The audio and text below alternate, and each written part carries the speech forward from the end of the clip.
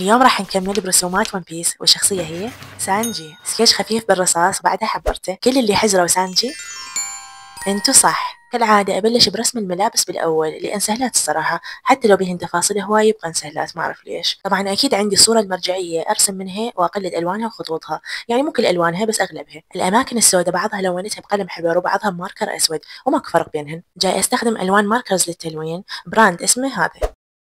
راح استخدم الوان خشبيه فوق الماركرز حتى اوصل للدرجات اللي اريدها بالضبط. من تجربتي ويا الوان الماركرز لحد هسه اشوف وجود الالوان الخشبيه جدا ضروري. هسه الشعر بلوني انا اصفر وبني، اللون البني لمناطق الظل، وبالخشبيه اعدل على اللون شويه. بالنسبه للبشره جاي الونها بلون ماركر، مناطق الظل جاي الونها برصاصي فاتح كلش. بالنسبه للخلفيه قررت ارسم وكانما اكو نار خلفه، باعتبار سانجي اصلا طباخ، زائد هو عنده هاي حركته شهيره.